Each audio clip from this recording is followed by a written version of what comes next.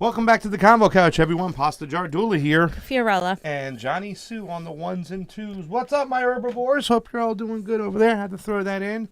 Had some beautiful vegetarian fried rice for lunch, and we're back doing the show. Fam. Sometimes I think that we're like mentally connected. Sometimes I think if you keep talking, I'm going to punch you in the face. But, you know, I keep it to myself. Maybe the people want to see that out there. Ladies and gentlemen, like, share, subscribe. Get us out there right now. We need to have more people joining on in. If you haven't joined our ROKFIN, ROKFIN, you can see all our stuff there, ad-free. Johnny, we up on ROKFIN? Okay. All right, let me go check out the ROKFIN group. Special thanks to all our new Patreons. I reached out to some of you the other day. Thank you so much for joining and coming aboard. Also today, just like yesterday, we gave out some T-shirts. We're waiting for some information. We're going to do some T-shirts today because I got some cool T-shirts that you guys don't like that I got for you. So I'm going to auction them off. If you guys haven't realized that I'm have different obsessed. Style. Well, right now, my power animal is the gorilla because that's what makes me think that being a vegetarian and a vegan, not a vegetarian. Oh, wow. You're a vegan. A vegan. Okay. Have you been cheating? No, not at all, because Jackson Facts will kill me and say vegetarianness is the slow oppression of the cow, with the way they keep the cow, lactated and producing milk. So no, but the power animal for me has been a gorilla, and I've been wearing gorilla shirts and buying gorilla shirts, buying some for the crew. I guess the last one, which was the astronaut one, you just did not dig it. So I'm going to auction it off. So it's a size medium tank top. There's just a lot of problems that come with wearing a gorilla shirt. I just don't. Well, Shawnee Badger says it's okay for me, so I'm going to do it. So I'm going to wear them, and I'm going to wear them like crazy. I got some new ones coming in too as well. Villain fuck. Ooh. Glory Jones is. Oh, you want to? I know in the YouTube chat. I'm so sorry. I saw her on the ROKFIN chat. Glory's everywhere. Pasta, if you don't call Sheriff bitch ass soon, I will endorse her actions. Is that the punch you're going to endorse? Oh my God, Glory. Oh, thank you, Glory. I'm rooting for the heat here for you. Last night, the Islanders, a big win, fam. Barzy's still alive, fam. He's obfuscating. Yeah. A little bit. Yeah. A little bit. Yeah. Because I really can't root for the Heat. I can't stand it. No. Guys, go over to our ROKFIN, ROKFIN. Join us over there if you can afford to. I want to punch him, Glory. Yes. If you can afford to, be one of our Patreons. And we have 122 of them growing. That's amazing. If Pasta doesn't do what Glory says, then, you guys should just stop, Well, remember we were going to do trivia questions for an egg knocked over the head, right? But now that because we're you vegans, cheated. You never even... You cheated on that. No, you lost the first thing. You cheated. You never even paid your debt. You cheated on that You game, welched. so I wasn't going to... I wasn't going to okay it, so no. It's so funny, though, because when I watched that movie the other day, Cuties, because I had to see what it was all about, I just thought of you so much. Like, I was like, well, they don't have Fiorella as a child, because when the mother was like, come downstairs. I'm going to teach you how to be a woman. We're going to cook and clean, all for your father's wedding. And he's marrying another woman. Fiorella would have been like, I ain't cooking shit. You cooking it, and I'm a woman, and so kiss my butt. So it's like, I was just thinking about that. Literally. Pretty much. All right, guys. Like, share, subscribe. Let's get people joined on in. A lot of people saying the bell hasn't been ringing. So hopefully we can get the news out and get it on. All right. We're up on the ROKFIN. If you're over there on the ROKFIN, we have 4 people. Glory Jones. So, fam. Let's talk about this. And then I have a question for you. I have a question for Johnny. Same question. And I have a question for the audience. And it really kind of, from everything, we've been doing this show for so long. So we've been nose first into the politics and the social issues and in the streets and whatnot. And I think we're all just searching for right answers and whatnot. And, we know people that say, oh, you can't talk to Donald Trump or deal with Donald Trump. Remember, I've been yelled at, and I said I wish that after 2016, of course, I wish that Bernie Sanders would have left the party altogether and joined the Green as Runners Green. But after, I thought that maybe it would have been best served if he would have not attached himself to the Democratic Party via Nancy Pelosi, Chuck Schumer, and all those guys, and he went and demanded an infrastructure bill from Donald Trump and kind of worked with him. But some people said, well, that's not a good tactic to even think because you can't work with a person like Donald Trump. You got to get him out of office and then go back to work yourself. So, I mean, that is the big question. How do we talk to the other side? Should we talk to the other side? At what degree? I think a lot of people out there have been talking about this whole populist right thing, but we have to also lay the groundwork out, because populist right rhetoric is different than actual policy, because we know that. Right. You know what I'm saying? Policy means so much. Just because a politician says something, if they have no means of getting that or going after that, it's all talk. However, it somehow does play off on the followers there. I think a lot of people now are all about Medicare for all. They figure, hey, if they can have it in every single industrialized country, we can have it now, right? There was no act to really get it done, holding the people accountable. Like, you know, Bernie Sanders could have said, Nancy Pelosi, bring that vote to the floor and put it on the floor and let people vote against it, and we'll put them on record. That kind of didn't happen. However, the message, I think, stuck with the people. So I thought it was just as important. Yeah, but we're talking about Iran first, right? We're going to go into all this stuff because it's all connected. Because the other day you put me in my place when I was talked about what Donald Trump said, and you showed me Donald Trump's record, and I'm like, well, I can't argue that, fam. He is not the peace candidate, which everybody think he is. So not at all. We can argue more than Biden, but we'll get into that. Let's talk about Iran right off the jump. How many people we got in, by the way? I was trying to stall for time to get some people in here. Guys, we like to have 100 people before we get started, and fam wants 20 people on ROKFIN. New ROKFIN person today, I got a great shirt to send you, so let me know. You should send it to vegans, right? Isn't it like a vegan shirt? Well, if you're not a vegan, we'll send you the shirt, and maybe you'll become a vegan. Maybe you'll become a vegan. Okay. Iran, fam. Iran. Oh, I thought you wanted to go over this is okay. Yes. So Donald Trump basically said, according to press reports, Iran may be planning an assassination or other attack against the United States in retaliation for the killing of terrorist leader Soleimani, which was carried out by his planning a future attack, murdering U.S. troops and the death and suffering caused over so many years. Any attack by Iran in any form against the United States will be met with an attack on Iran that will be 1,000 times greater in magnitude. So there he goes again, threatening to bomb Iran, which he used to criticize Obama's foreign policy, and here he is fomenting more war. We've already attacked Iran. We've already been on the brink of war. I just think this is like a really stupid move. Like, if I were advising him, I would say this is a really stupid move, because he could still be parading like he is less interventionist than Biden, but with actions like this, and then reminiscing on Soleimani, which we're going to touch on in a minute, I just think it really it's kind of wishy-washy. It's going to put some people off who voted for him because they thought he was going to be a non-interventionist candidate, and he hasn't been. Obviously, the base that thinks he can do no wrong is going to be like, yeah, America, fuck yeah, let's go, let's bomb these motherfuckers, etc. And I think that's why he's doing what he's doing. You know, it's funny because he'll always pander to two countries no matter what, and that's Israel. So that's why he'll always talk about bombing Iran, whatnot, because he'll give Israel the red meat that they want, those conservative red meat Netanyahus over there. Right. And they're Netanyahus. And he'll also always pander to Saudi Arabia. So therefore, the vetoing of the Yemen, act to try to de-escalate that war, to try to strip Saudi Arabia of their military weapons to bomb and gas and kill so many Yemenis, with a serious genocidal problem. That's why he, swatted that aside. So no matter what, at the end of the day, he might act like he's anti-war, but not when it comes to his own allies, that the ones that he's so in the pocket with, Israel and Saudi Arabia. Yeah. I read this and I was like, this is so 9 months ago. Yeah. Yeah, I mean, why is it coming up now? I checked the date. I'm like, yeah. September, he said? Yeah. Yeah. Yeah. Why all of a sudden is it coming out now? Is there something that's happening? What press report is he referring to? Yeah. Why Soleimani now? It was 9 months ago. I thought the press was fake news. Right.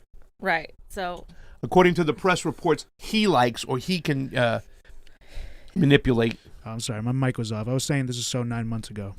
Yeah, it is entirely 9 months ago. By the way, I just put this up here. Pompeo vows U.S. will never let Iran acquire Russian and Chinese weapons. So they're still kind of fermenting that whole, what I'm saying?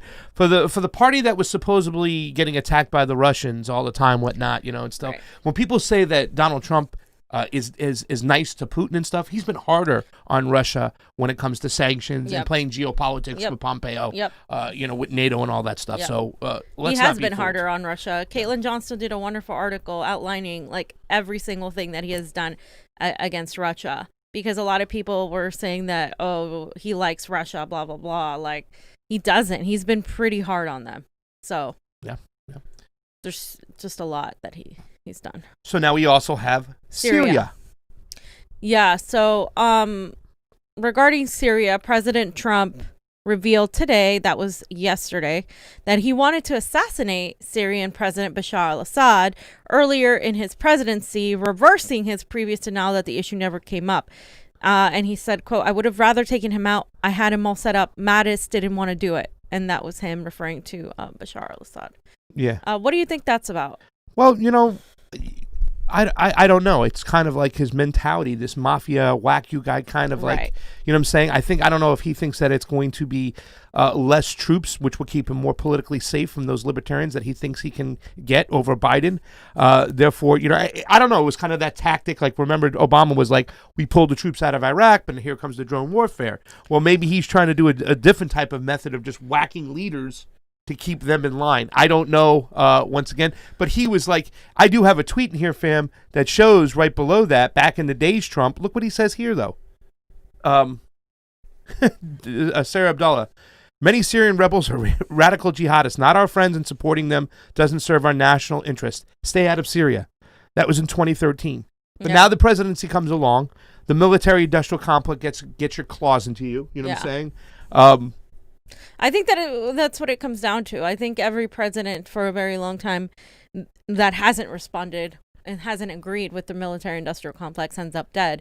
So I think every single president most recently has been in the pocket of the military-industrial complex. And Trump is not, he's not an exception to that. He was trying to play it like he was. He ran like he was going to take on and drain the swamp and blah, blah, blah.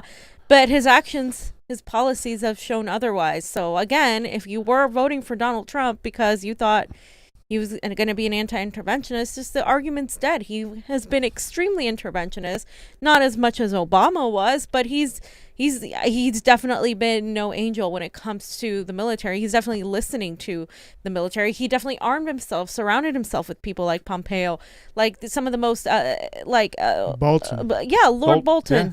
Some of the most like pro-war imperialists. And let me tell you something. The guy I was happy to settle on, I said, okay, it's not my dream Secretary of State or Secretary of Defense, was Flynn coming in. Flynn was against what happened in Syria, what happened in Libya. He kind of threw Obama under the bus when Obama was doing his victory lap when he got Osama bin Laden. General Flynn was on Al Jazeera with Mehdi Hassan talking about no, the policy was wrong. I was against the policy. We should have stayed out of Syria, whatnot. Kind of threw Obama under the bus. Is he the best Secretary of State or Department of Defense? But right now, I'm just looking for any type of victory whatsoever. And the Democrats made sure they ruined that. And then all of a sudden, in comes the Boltons, in comes the Abrams, Elliot Abrams. Is it Abramson or Abramson, I believe it is. Is it? Abramson. I know his little bald. He looks like, what's that guy? What's the boss in The Simpsons? Simpson, that guy. Whatever his name is. That's who. No, he looks like the head boss, like the head evil guy. Anyways, but here's something I wanted to put up too, fam, as well, because we talk about this. And the question is Trump better than the Dems on foreign policy? Because he did say something the other day, and I was just like, wait, I had to sit there and I had to back off from him saying, I'm like, wait a second. Trump versus the military-industrial complex. And I just want to read what he said the other day right there. It's if you go up a little bit, in his powerful speech, which won the ire of the, I'm reading off yours, I should read here, of the top pentagram brass. Trump called and finally bringing American troops home and ending the endless wars, saying, I'm not saying the military is in love with me. The soldiers are. The top people in the Pentagon probably aren't, because they want nothing to do with but fight wars. So all those wonderful companies that make those bombs and make those planes and make everything else stay happy. But we're getting out of these endless wars. Let's bring our soldiers back home. Yeah, I saw that. I just don't feel like it's genuine, though, because his actions haven't shown that. So even though it sounds good and it's like, okay, like he's going after, the leaders in the military-industrial complex, and he's saying, the vets love him, etc., which some do. Some people who are serving do. He hasn't really done much for veterans either. He's done a lot. He hasn't taken our troops home. He hasn't done any of the stuff that he's saying he's going to do. So again, I just think it's more pandering, and the neoliberals are really great at pandering, but so is the right. They're really good at platitudes, at saying the right things, but at the end of the day, you got to look at exactly what their actions are, and not just what they're saying. Well, before I ask a question real quick, I just want to make sure that we show the proof about, and that's the Instagram. We had to use the Bull Moose note for this one right here. Just so you can look. Trump didn't shrink the U.S. military commitments abroad. He expanded them, and if you hit each one, we'll go through every single article that he puts up. Trump dropped a record numbers of bomb on Afghanistan in 2019, doubling allegations of civilian casualties, while slashing the number of Pentagon investigations into such allegations by 50%. Yep. Same type of kind of actions with Julian Assange. He used Julian Assange to win in WikiLeaks, and then he turns around and he just, cuts their legs off. Same thing over here. You know what I'm saying? That you're not going to allow investigations there. Trump administration is bypassing arms control pact to sell large armed drones. President Trump cancels rule requiring U.S. to report civilians killed in drone strikes. Despite vow to end endless war, here's about 200,000 troops remain. Where about 200,000 troops remain, you know what I'm saying? So he's just moving them around the Middle East and stuff. But my argument is this. Not my argument, my question is this, because we're going to get into a little bit further deeper and stuff like that. Is the rhetoric beneficial to some part of our movement for peace in the future? In other words, he's saying this stuff, and it really caught my attention, too, when me and Johnny were watching really briefly Status Quo. They were out there, they're doing some stuff, and you saw a Trumper arguing with a couple of people who were saying Trump was really not anti-war. He's done this, he's done that, he's done this, he's done that. The only thing is that they would pivot to, you got to vote for kind of Biden, which is the wrong kind of mentality. But seeing, and I last time we were out there at that Trump rally, I can't wait to get back out there to ask them their questions again to see how anti-war they are. You know what I'm saying? All for different reasons, which we can talk about and down the road and stuff. But isn't the rhetoric good for the future? It wasn't the rhetoric for Bernie Sanders saying Medicare for all is important. Green New Deal is important, even though we're not close to them policy-wise, and maybe AOC hasn't really thrown Nancy under the bus, and neither has Bernie. The whole message in the political discourse has changed to where we're focused that we need Medicare for all. Doesn't this get the right, some part of the right, those people who are fantasize about Trump, to eventually become somewhat anti-war? I don't think so, because it's vapid. It's just like the Democrats giving the rhetoric of Medicare for all, then turning around, and when they get in a position, ignoring it.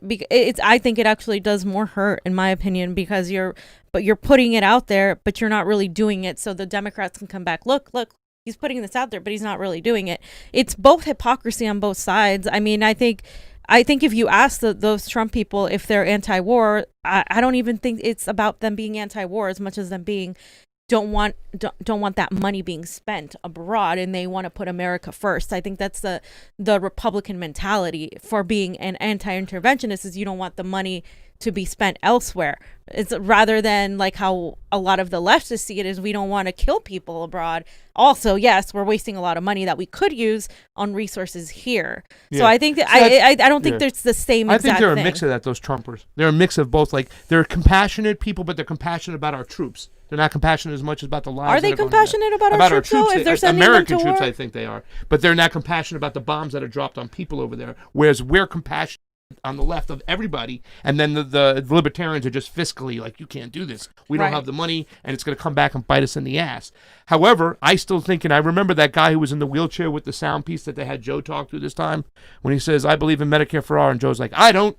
Like, it's just disgusting. But when he was talking to Bernie Sanders, he says, you changed our whole political discourse.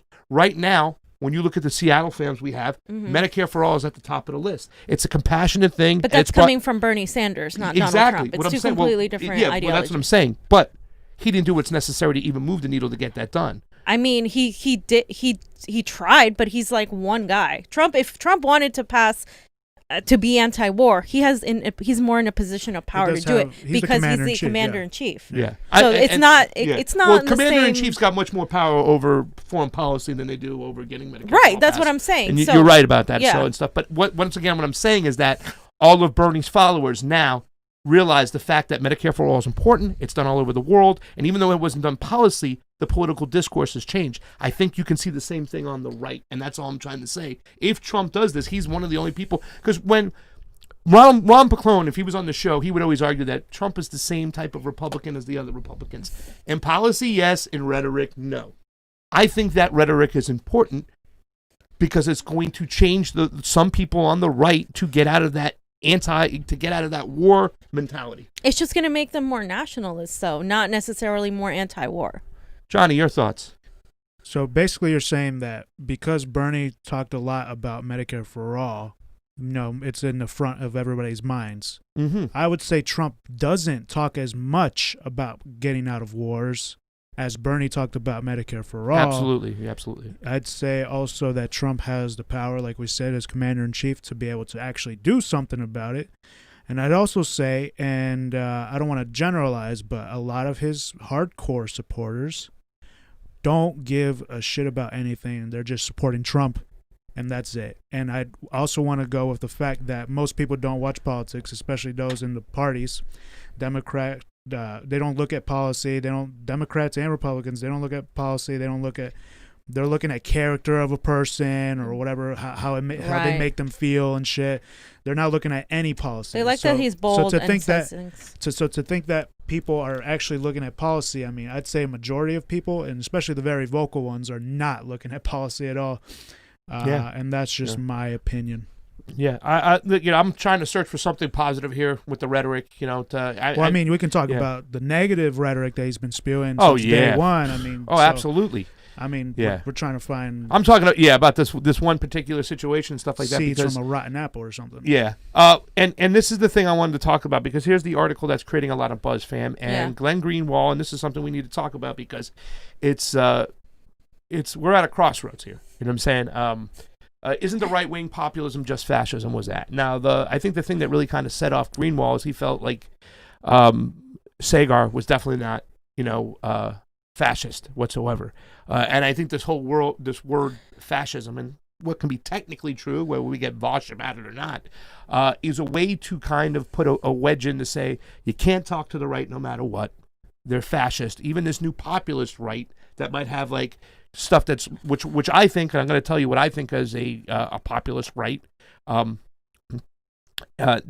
Just because the policies don't come through. You're a populist right?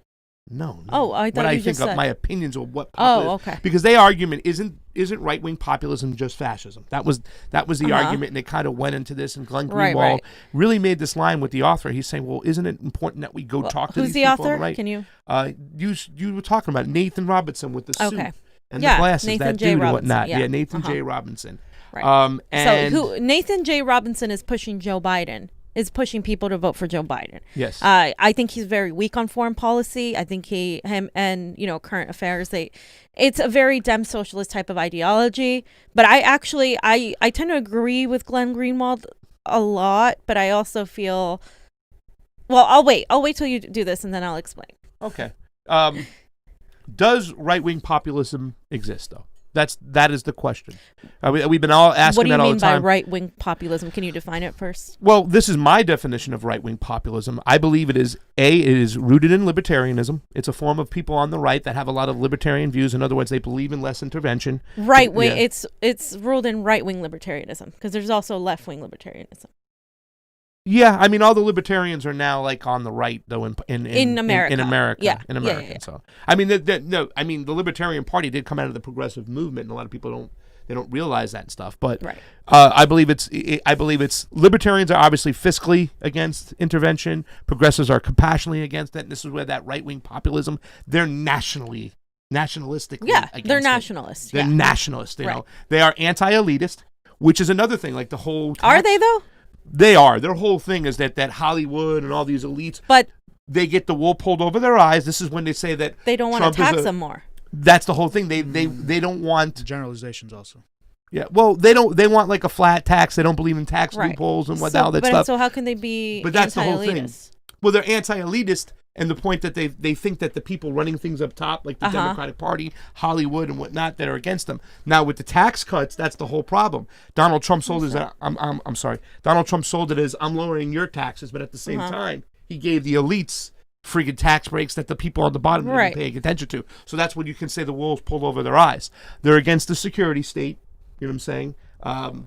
Big time. A lot of those people that we see in the streets, whatnot, they don't like, Big Brother peeking over their eyes and looking into their stuff. They believe in fake news that's controlled by the security state, whether they're right or wrong and stuff. They are hardcore nationalists. The right-wing populists, they are hardcore So nationalists. they're very anti-immigrant. They believe in protecting our borders, is what they say. Where we look at it as like, hey, man, this is, and once again, you can say you're being racist and lacking compassion for these people that are just trying to find a better life. But also the fact that we have to also point in the fact that they're coming to find a better life because of our actions. And I always make that a point to point that out, because they say they believe in individual responsibility. Well, why aren't you taking responsibility for our foreign policy and driving all these people, especially from the North Triangle, into our country? Because you've removed their leaders and torn them apart. So that's what I believe right-wing populism is. Those kind of things. It's different than the actual just neoconservative, the Liz Cheneys. That's what I believe right-wing populism is. I think it's really dangerous to consider everybody on the right a monolith. I don't think they're a monolith. I mean, I think a lot of people who are on the right, if we're looking at a three-dimensional graph, you have the authoritarianism, then you have the libertarianism, then you have the leftism, and then the right wing. So Hitler was a right wing nationalist, so he's over here at the authoritarian right wing side. But then you have people like Gandhi who were a little bit more authoritarian, but they were on the left a little bit more. Then you have people like Bernie Sanders, who falls on the center paradigm in the world scale. Then you have people like Marx, who is actually here. He's not as libertarian as people would think he is. And then you have the anarcho-communists, which is kind of where I tend to fall, all the way in the corner, where you want people to have individual civil liberties, but at the same time, you also have a very leftist point of view on things. So again, it's really hard to define anything, because you can't America has a two-party system, which is basically a one-party system. We don't even understand how to begin defining different fractions within different parties. So I agree with you that it's not the exact same thing as a typical old school Republican. Just like, what's the guy you like on RT? Peter Lavelle. Peter Lavelle. He's a conservative, but he's in reality. He believes in. In reality, he's more of a centrist on the world scale. I think he because the things he believes in, fall in line there. See, I'm all the way at the corner down there, and Stalin was all the way on the left, but more authoritarian in his actions. I'm not an authoritarian type of leftist. I don't believe in telling people that they have to do this. Although Pasta would argue I'm authoritarian in the household, but that's his personal point of view. By far. And a lot of people believe that the socialism is a form of authoritarianism. A lot of people believe in communist China, and that's socialism, or the style Stalin communist Russia is all there is when it comes to communism, and that's not the case either. That's miseducation. It's miseducation, but we do it the same thing with the right. Yep. We do it the same thing with the right. We say, oh, they're all the same. Now there are things that the right agree with. They're usually pro-security in the sense of immigration. They're usually, very fiscally, they don't want to spend money on programs, etc. There are some things that connect people on the right. But I think there is something to this right-wing populism. I still think it's right-wing, though. I still don't agree with it. Because I think, for me, it's there. How do we reach out? Should we reach out? I mean, remember What do you mean by reach out? Talk to people? Yeah. Try to come to I mean, for me, my personal feelings about when Bernie Sanders lost and bowed out and Donald Trump won. Right. There 2016. was what's that? In 2016. In 2016 was that I want Bernie Sanders to keep himself separated from the Democratic establishment and go and say, I'm representing the left now, the real left, not this establishment, latte liberal bullshit left. And I want an infrastructure bill to put a bunch of people back to work, and I want a green infrastructure deal. I thought we would have been better suited off. However, people said no, he shouldn't have done that. He's doing what he should have done, which is calling out the racist, the xenophobicness. Well, he got attacked. If you remember, after 2016, they attacked him, saying he was blind on racial issues. If you remember, a lot of people in the neoliberal black community started attacking him. So when he ran his campaign in 2020, they completely went to the whole, a lot of the identity politics, a lot of everything. I mean, I'm glad he addressed the issue of reparations. Nobody said he couldn't address that issue, and also address the white working class issues that he addressed in 2016. I think it hurt Bernie. in the long run. Well, the whole thing is that I mean, the fact is that I feel he was pressured to go that way rather than going because at the end of the day, independent. At the end of the day, if he went to Donald Trump and he got an infrastructure bill where a bunch of poor people can get back to work, he's actually doing more for. But do you think Donald Trump would have listened to Commie Bernie, like the way he like talks about Bernie and the left? Like he's calling right now Biden and Harris a bunch of communists, and I see a lot of his supporters on my Instagram, like people I went to high school with, like look at these commies, Kamala Harris and Biden. Look at these thugs. It's just like. But here's the thing: I would have liked to see him try. I would have liked to see him try. I thought it would have been better off and stuff. And the fact is that you align yourself with that Democratic Party. You put yourself out there to be called not communist and whatnot, but the other attacks that are coming on him. The reasons why we on the show, we don't got that old school Bernie when it was like 2008, when it was just burn, let go burn it down, let's go. That was the Bernie we love. Now, he's supporting a guy who's done, frankly, worse things policy-wise than Donald Trump and Joe Biden. And, you know what I'm saying? It's completely disarmed him from many of those independent thinking people that would have stayed with him and said, you know what? F the Democratic Party. We're with Bernie. They would have stayed with Bernie. A lot of people like myself walked away from Bernie because he did choose to go with that Democratic Party, rather do what Bernie was supposed to do, and that's be old school Bernie, the guy who got us from that first, when Matt Orfalia played that one. What are you worried about? People just think there's one aisle. You know what I'm saying? He was the true populist movement on the left. People would have followed him. And if he would have got a lot of people back to work repairing this country, building roads and stuff, and got at least Donald Trump to say, okay, because Donald Trump won't ignore a bunch of people on one person's side right now. The fact that he's Donald Trump the way he is right now is the Democrats are shrinking their base. They're shrinking it, and they're shrinking it. Basically, they're moving people away because of the Joe Biden selection. Basically, Pastor, what you're saying is that you would have liked to see more leadership from Bernie. What that leadership consists of is it can be anything, right? It could be maybe a different tactic than what you're suggesting than talking to Trump, right? He says, Donald Trump is the most racist, the most sexist president of all times, whatnot, and that to me equates to whether you're right or wrong. That means you're not going to do business with him. And whether we like it or not, that's the person in charge. We got to go do business with them. And I think a lot of people have that. When I say, well, I wish that Bernie Sanders would have went and done business with Donald Trump, they say to me, well, how could you say that? How can you say go do business with a racist, sexist, xenophobic piece of shit? Well, like I mean, that argument also stands, though, too, because Trump has, fomented a lot of that language. And we talked about it yesterday.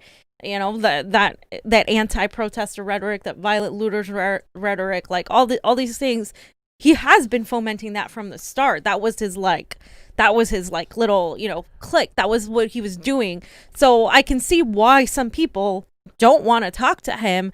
However, I think as a person in political leadership, you should talk to people you disagree with. Maybe we have to because we're journalists, but people who aren't journalists, maybe they don't have to. They shouldn't have to be if they are uncomfortable, because I get it. You're not a person in this position of power, but I think people who have that leadership should talk to people on the other side, even if they disagree with them, because if anything, you talking to those people and disagreeing with them and exposing that disagreements strengthens your argument, because then everybody sees. This is why I'm against censorship, and this is why I'm more libertarian than pasta.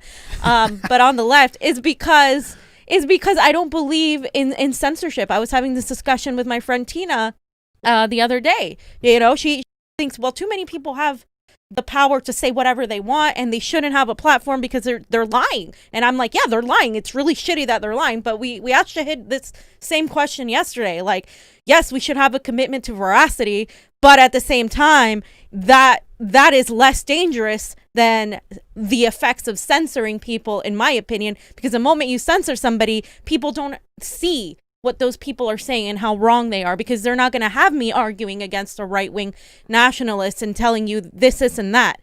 They're going to hear they're going to find a way to get to that information, and they're going to be angry that they weren't allowed to see for themselves. Yeah. There should be nobody censoring anybody. And I think that relates to this as well, because I think if we don't talk to other people we disagree with, I think that's a problem. Yeah. However, I on the current affairs thing, with this guy Nathaniel and Glenn, I do think that sometimes Glenn does not as he's I've seen him kind of not dismiss entirely the racial issues, but just not focus on it enough. I think that was the only weakness that I think I saw in that argument, but I don't think it's fair to call right-wing populism exactly the same thing as fascism. I don't know. I mean, to me, when you censor people, it's fascist. When you go and you are arresting journalists, that's fascist. I think that's wrong. So it depends. Like, it's really hard to say, though, that it's exactly fascism, unless you're specifically referring to specific incidences like of outright authoritarianism. I think the Democrats are just as Biden is just as fascist as a Donald Trump. That's like, it's the same thing. So how are you defending voting for Joe Biden? Yeah. Okay, like, and then by the same token saying that Sagar is a fascist. Like, I don't think Sagar is a fascist. Yeah. I disagree with him a lot, but I don't think he's a fascist. And Glenn Greenwald even mentioned in it that episode, like, even talking about, like, and when it comes to Tucker Carlson, I don't like everything he does. His love affair with the police department to me is sometimes disturbing. Yeah, it's disturbing. I disagree with it and stuff. But once again, what other guy is going to put people on there and have Anya Parampel come on her show or Jimmy Dore and whatnot and talk about regime change? He had Marianne Williamson on. It's like, I mean, he still does that too as well. CNN will make fun of Marianne Williamson. CNN made fun of Tulsi Gabbard. Yeah. They gave her a platform. So it's kind of like, trust me, I am disgusted by Tucker Carlson. A lot of things he says on immigration, on race, on all these things. And I think personally, Tucker Carlson is a very alt-right type of guy. But the fact that he even allows people to come on a show who completely are on, like Anya Parampel, who are on the complete like opposite end of it, and agree with her, it's like, because she focuses on policy rather than saying, "Oh, you're a right-wing nationalist piece of shit. I hate you." Yeah. So, well, that's the why I wanted to get to that too. Yeah. I mean, people went out there the other day when we went to that Trump rally following. They knew who we are. They look at the Convo Couch. They were looking at us suspiciously from when the get-go. It's very easy to see, where we go, what we do. We are definitely more a leftist channel. I mean, we follow the Democrat Party. But we're independent media, so we're not funded by... Yeah, we're not funded by anybody, so that's why we went out there. But they were watching us. And, I was trying to make sure that I was trying to put some form of pushback there without getting my head smacked open. Right. But it is, and I'm going to peel the onion a little bit more each time that I build confidence with them and ask them even more tougher questions and stuff. But the whole thing I was trying to get out to was that question, is that trying to connect with the other side. And that's what I think this is. When you have language like this and you say, isn't the right wing just populism? Isn't the right wing populism just a form of fascism? You're saying, don't speak to that person. That person's inherently racist. You cannot deal with them. You can't talk to them. You can't even if you're right. But like, talk to them, because it's even the thing that Nico went to where they were like, oh, not a lot of lefty people like talking to the other side. It's like that. I mean, that's stupid, because if you have the opportunity to show them how wrong they are, and he did, he was able to convince a lot of people on the right on reparations just by talking to them about policy, because he knows what the hell he's talking about, instead of people like Vosh who get on and they're like, well, you didn't say the exact same definition that I have in my little book, so fascism. That's it. You can't define fascism. That's stupid. But like, it's why you have to argue with people like Vosh and other people on the right or whatever, because it shows how dumb and how wrong they are. I think not arguing and censoring it and saying we're not going to talk to those people does more damage in the long run than talk. That it's just so stupid to me that the left, not the liberal left, has somehow become very, very okay with censorship just because you don't agree with somebody, like censoring them. There's a difference between, though, and maybe you'll disagree with this. I think like when it comes to racism, I understand why people don't tolerate like seeing the N-word or seeing all these things like on our show, like in our moderation when on the chats, if somebody's calling, like denouncing somebody by their race and stuff, that is an automated no-go. But that's like our channel, right? I still think people like Alex Jones should have the opportunity to say the bullshit they say, because the moment we censor them, it's going to be used against people like us. Yeah. So I would watch a Fiorella and Vosh debate. So would I. I'd sell tickets for it. I want to say that on this last note, is that there's a lot of lack of leadership out here, and I also believe, again, empire education makes it so that more people are followers and not as many people step up to be leaders. And I would have liked to see Bernie try that situation, Pasta. Yeah. So because Trump, if Trump says no, then you get to say that exactly. Trump said no. I tried. And if he said yes, then say, oh, he might have been forced to say yes if it's a win-win. If Bernie separated himself from the Democratic Party and had that populist movement, and he was going to be, that means if you separate yourself from that Democratic Party, now you got all these independents out there. Now you're back to old school Bernie, which is what? Workers first. Let's go. I'm going to put money into people's pockets, and we're going to freaking fix this thing. And you're actually helping more people of color who are poor. You know what I'm saying? Getting the Belt and Road Initiative for the Chinese is going to put a lot of people out of poverty. The same thing could have been done over here. Exactly. You know what I'm saying? Man, fam, the reason why these things are so tough to talk about because where we're at, you know what I'm saying? Because people get emotional because obviously race is something that's really hard to. I mean, like with a lot of these people, though, and what we were talking before the show, there's not going to be a compromise on racism. Like either you're going to join and like also help fight that, or you're not. So there's not going to be a compromise on that. But people in media and people who are politicians, they have to be the ones to do it because you are representing the voices of the people. Yeah. Whether you're a politician or whether you're a journalist or whatever, you're representing the voices of the people. So it is on you, essentially. And if you're trying to build a coalition and you're an activist, and it's also on you because you're trying to represent the voices of the people and not talking to people who disagree with you. I think it ends up hurting your cause because then that's it. You put them where are you going to put them? I mean, I think there's a point though where people aren't going to change their mind, like let's say on racism, and they are going to be racist. And then what are we going to do with them? That's something that this country is like on the brink of civil war because it is an issue that you can't just like be like, well, you know, I'll tolerate this racist as long as we pass. I don't think a lot of people of color are going to be able to be like, well, I'll tolerate this racism as long as we can, you know, stop wars. I don't know if everybody's going to be able to do that. We have to find the way, and I think Johnny said it best before. It's got to be an and we have to find that and. You know what I'm saying? Like I talk about that whole opioid epidemic that's just killing. You know, so many people and a lot of white people too as well. And they're just death every day. The military industrial complex, these soldiers coming home, shooting themselves in the brain, 20 of them every day, 22 every day, 20 of them white males. You know what I'm saying? So there is just death and everything surrounded with us. We have to find a way to tie it all together. You know what I'm saying? And if we can do that, then we can get in the streets together and everybody can move forward and stuff. I mean, people aren't going to be as understanding as like a person like me, you know, like I talk about it all the time. Like we have a racist criminal justice system. And even though I'm big time on the class, believing that the ultimate solution is if we fix the class issue, it will naturally help the racist issue. I'm not saying it's going to solve it, but I think it's the best thing for it because I believe people starved of resources will fight each other. But you know what I'm saying? It's just finding that way where we say, okay, everybody, there's death surrounded by all of us. How do we all come together? How do we all fight against the people pulling the strings? And through that mission, through that quest, I think a lot of poor people, white people who are poor, will see the plight of what it goes through when you're black. You know what I'm saying? How different it is, and then they'll understand that. But until we get them together in the streets and everybody together, groups together, it's going to be really tough. You know what I'm saying? And I always said it has to be a person of color, whether it be a male or a female, that's got to come forth. It's got to be someone from, I believe, from labor. Because no matter what, our system traps that we're all workers. We all got to put food on the table. You know, we get that through work, unfortunately, and stuff.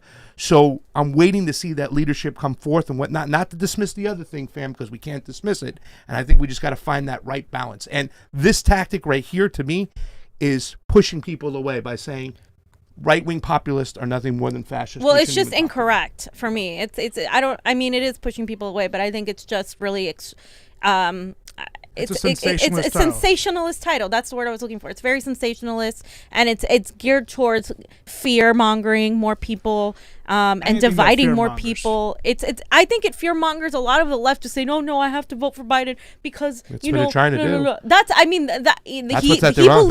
he believes that Joe Biden is not a fascist. He believes that Joe Biden is the better alternative. And I'm telling you, Joe Biden is a fucking crypto fascist. So people like Nathaniel piss me off because, is it Nathaniel or Nathan? Okay, sorry. People like Nathan piss me off because they try to pretend that Joe Biden isn't exactly like Joe Biden is better than Donald Trump just because his rhetoric is less incendiary. And it's like, let's look at his record, bro. Let's pull up his record. Yeah, I know. You talk about, people fomenting that hate and that racism in Donald Trump. It's like, Donald Trump is horrible. I'm not saying he's not. But on policy, just because Joe Biden's friendly, He's a but straight George up Bush- segregationist that said he wanted his family getting raised in. And George Bush I mean- is endorsing him. George Bush was a far worse president than Donald Trump has been on policy. And he's endorsing Joe Biden. What's the other guy, the right-winger who I think out of a joke endorsed Joe Biden too?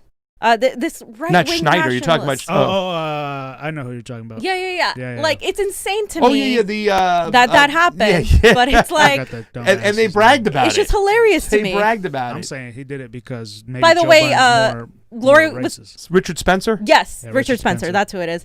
So Gloria was telling me that TYT was talking about how horrible Trump is. So that's why I said Trump is horrible, just so we can get that in there. Because he is. I think he is. But I'm not going to he's spend an terrible. hour and a half telling you what you already know. Yeah. More people need to know how horrible the Democratic Party is, so they stop following into the lesser of evilism. Both parties. Exactly. Because If ridiculous. would you hate me if I said if I had a gun to my head and I had to vote for Joe Biden or Donald Trump, I would vote for Donald Trump? But you don't have a gun to your head. Exactly. Because right now it's Gloria La Riva, baby. But I'm saying, is that a bad thing to say, Johnny? Is that really? I think people are going to judge you on that, no I matter don't what think you need say. to say it. Okay, I hear you. I don't want people to fall for the bait right now for voting for Joe Biden. I think that we have to go Hunter S. Thompson, and that's really blow up the Democratic Party like they should be blowed up, so we can get a real opposition party to the right wing. I think Donald what would Trump. be better to say is that, what I would say is that I fear Kamala Harris coming into presidency, which is really freaking scary. It's Kamala Harris Which manipulated would by happen. Clinton. Biden's going to croak soon. Monte Gronk says, and thank you for the super chat contribution. It is always appreciated on the couch. Need protection on the road? I have 4 black belts. One might still fit. Fiorella 2020. Get the oldies out, you thin. Fam, you got somebody he don't know if the belt's gonna fit. Monte Gronk. Okay, but he's there. Guys, thank you for the Gronk. super chats. Guys, we're giving away some shirts today. Is there anything else we want to say on that subject? No, I think we really talked about that. You know what I'm saying? It was a good discussion. It's a great discussion, and it's a discussion that needs to be had. You know what I'm saying? I mean, listen, I got family members, old family members that are stuck in their thought process. I'm saying old friends that are stuck in their thought process. I'm not ready to give up on them and their suffering they went through just because of the way they feel. You know what I'm saying? I think they're wrong, but, I mean, how do we really deal with that and stuff like that? I know how you guys feel more than ever when it comes to race. You know what I'm saying? You guys are very compassionate about it. You have no room for it. You believe it's really, really bad, and rightfully so. I mean, it's freaking 2020. Yeah. We're humans over here. It's stupid to think that a person of color is going to be different than a person, It's just dumb at this point. I just think it's an impediment to human evolution. Like, if we can't get past something as superficial as that, like, we might as well just fucking asteroid. So, I mean, 2020. But once again, it's the tactic. How do we get people out? How do we get people to see the light? And once again, at the end of the day, I think policy is the most important thing, and that's why we have to pay attention to what our elected leaders do when it comes to Policy is policy-wise. important, yeah. Yeah, I mean, Action on the ground is important. Action on the ground is important too, and rhetoric is important too. Rhetoric is important because people swing make the either way by politicians rhetoric. make the politicians uncomfortable. But you have to drive politicians right now because we have no power in the electorate. So on the ground things are more important now because they push the make them change. uncomfortable. Be at We gotta go Nancy's to- 3 yeah. mansions and get Newsom's 4 mansions. And We got to go to the Newsoms So too. let's 'cause they're speaking the of ones running Newsoms, shit. make his hot tub cold and make his hot Johnny tub put cold. ice in the hot Oh my tub. God. put dry ice in So there. this is why. But here's the thing: Donald Trump and the right make it really hard on people to really like see past his rhetoric because now under his presidency, they are performing hysterectomy. So the Gravel Institute posted this. Wait, this is the wrong link. Sorry. Okay. I was going to the next no, subject. We're going to MSNBC, right? Yeah. All right. Yeah. Go to the MSNBC News.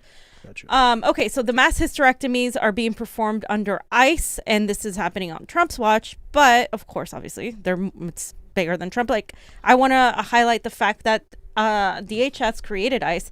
The CIA is behind both. Nancy Pelosi supported funding for ICE. She supported it multiple times. People like Debbie Wasserman-Schultz have supported the detention centers, Damn taking money, both Democrats and Republicans. In 2007, Joe Biden wanted to build a wall. This is like nothing new. All right. It just happens to fall under Trump's presidency. We know Obama and Biden built the prisons these people are now being detained in. Yep. But let's look a little bit on this and then I'll play the video. On Tuesday evening, a report surfaced after a nurse in Georgia, Yesterday Dawn we learned about a Wooten. accused immigrant and customs enforcement officials Irwin County Detention Center of denying detainees their essential health and sending women to a doctor who allegedly performed unnecessary, quote, mass hysterectomies. And she said, I had several detained women on numerous occasions that would come to me and say, Miss Wooten, I had a hysterectomy. Why? And I had no answers as to why they had those procedures. So let's listen to a little bit of this and then we can talk. Honestly, ghastly allegations, chief among them that women in that facility, migrant women, say that a doctor was performing unauthorized hysterectomies on immigrant women detained at that facility, which again is privately run. Now, you might have seen this story zipping around social media, understandably. And the allegations come from a formal complaint that was actually filed with the watchdog at the Department of Homeland Security. And the whistleblower is on the record, is named. Her name is Dawn Wooten. She was employed by that detention center. And along with those unauthorized hysterectomies, the complaint also alleges the facility lacked protection against coronavirus for detained immigrants, and that detainees suffer from a general lack of medical care. We've been chasing this story all day along with some of my colleagues here at NBC. Tonight, we can report a lawyer named Benjamin Osorio, representing women at that very facility, told NBC News that indeed 2 of his clients received hysterectomies they believe may have been unnecessary. All right, so they're basically, saying that this happened. So this is happening. This is happening in America. This is so messed up. This is eugenics. I mean, This is Shahid so talked messed about up. it yesterday. It is what the tactics that Nazis used on people because they didn't want the Jews to reproduce because they thought they were, the lowliest of past. Now, this is this is fascistic. I mean, you can't deny that. It's happening under Trump's presidency. So, of course, the Democrats are going to say, oh, look what Trump's doing. Is Trump using the language that is inciting people? Yes, but we need to attack the system because who is behind ICE? Who is behind ICE, Pasta? The CIA? Exactly. Okay, so The government within the government? when you say abolish ICE, which I'm all for, you have to also say abolish the CIA. That's right. Abolish these intelligence agencies that create these organizations. These are prisons. They're part of the same prison system and part of the same funding that applies to Americans incarcerated at the federal prisons. These it's are the worse same than type of prisons. money. I know that, well, because they're not Americans, so they have to treat them less, but it's still This the is same. This the is like same some third world shit. companies in charge. It's the same This is people like- in charge. The same This is some politicians third world making shit. money. Space shit.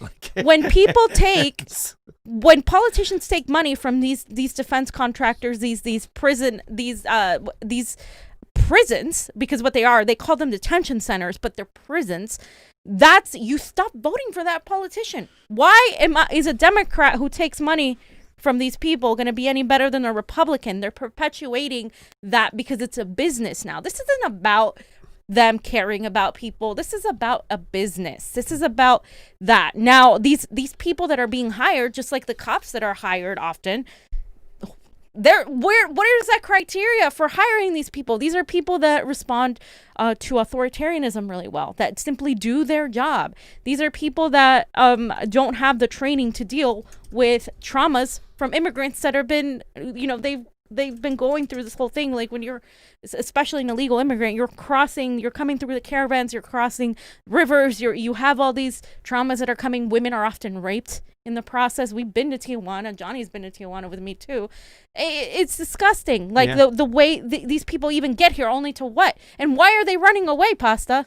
Because we intervene in their countries, removing their leaders, causing chaos, death, and destruction so that we can resource extract them and corporate minds make money while the rest of the people suffer because they just want to unionize and socialize their natural resources. So this is my problem with some libertarians too, is because they ignore that, right? We can't ignore that our foreign policy is causing people to come here. And people have stopped coming here as much as they used to because we're fucked too in this country.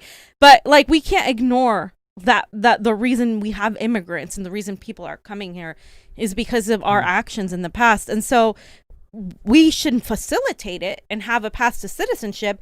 But oh my God, that is like the biggest hurdle now. No, these immigrants are taking our jobs. We have to educate people so they understand the people taking their jobs are those corporations outsourcing their labor in Southeast Asia so they can save money and make a profit. And those corporations are both Democratic and Republican. Whoever takes their money, whoever does their bidding. It's at the end of the day, we have to attack the system. I hate it when this becomes about, we have to vote for Joe Biden now because Joe Biden was on video in 2007 about wanting to build a wall. Joe Biden is an anti-immigrant. He has his policies. Pondering to a bunch of cops and Nancy Pelosi police unions and stuff. You know has supported ICE multiple times. Let's not kid ourselves. She supported every CIA facet out there. She supported torture for crying out loud. And this is disgusting, you guys. Jeez. This is what we should be talking about. But I want to point out when Jonny and I went to Washington, there was an anti-detention center rally for Free Them All rally. Free Them All, and they had people not from Black Lives Matter who were supportive of Black Lives Matter, not the organization, this is a coalition but here. The coalition. And it was really interesting. It was nice because at the end of the day, these are also law enforcement officials. They're part of the same police state that we're fighting. So there should be a coalition there.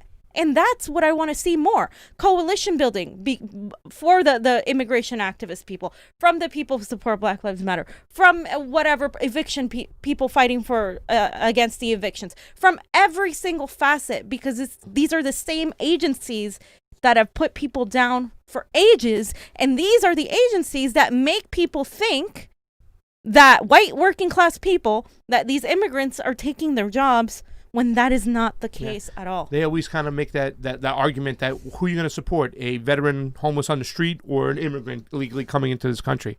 Like, why do you put out that false dichotomy there of it? You know what I'm saying? How about we stop sending off these making more veterans and sending them off to fight senseless wars for corporate gains, and we'll have less of that, and then we'll have less people coming here because we won't be messing around with their country and sending them here in the first place. And look what we're trying to do: mess with Venezuela, mess more with the Middle East. But it just keeps happening, and then we complain about it. See, this is not where I lose the libertarian. This is where I lose the build the wall Republican Trumpers here.